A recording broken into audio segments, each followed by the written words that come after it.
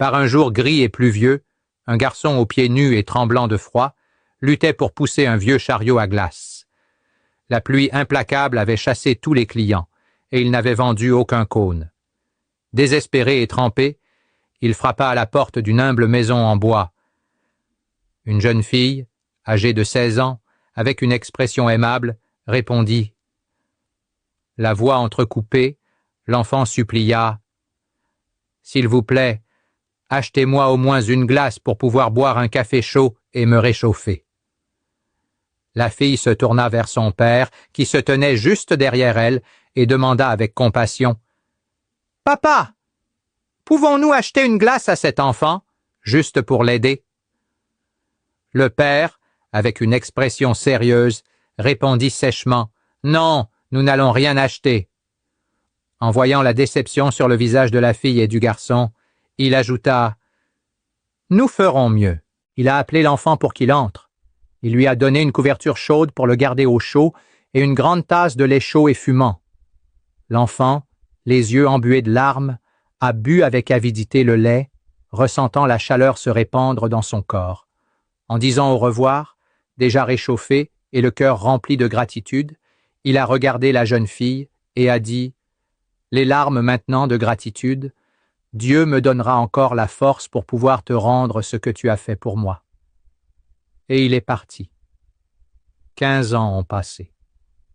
La famille n'a jamais revu cet enfant. La jeune fille, maintenant une femme de 31 ans, a vu son père tomber gravement malade. Elle l'a emmené rapidement à l'hôpital. La nouvelle a été dévastatrice. Il avait besoin d'une chirurgie urgente, très coûteuse. Anxieux, le père a dit à sa fille, « Ma fille, la seule chose que nous avons, c'est notre maison. Si je dois vendre la maison pour payer l'opération, je préfère mourir. Cette maison est tout ce que je peux te laisser. » Ali, lui-même, face au médecin qui les soignait, dit ces mots. Le médecin, un jeune homme noir et calme, regarda les deux et parla sereinement. « Faisons ce qui est juste. Nous opérons votre père et sauvons sa vie. Ensuite, nous verrons comment le paiement sera effectué. » L'intervention chirurgicale fut réalisée avec soin et fut un succès. Le père fut sauvé.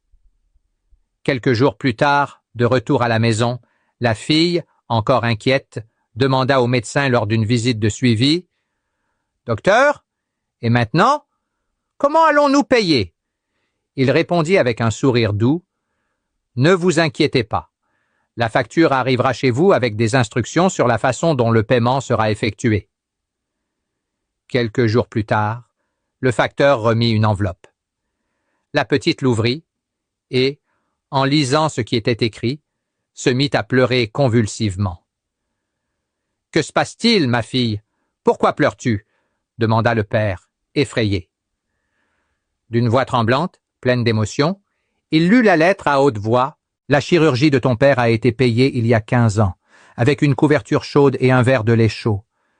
Dieu m'a donné le pouvoir de rendre cette faveur qui te semblait petite, mais qui a fait toute la différence pour moi. Que Dieu continue de bénir ta famille.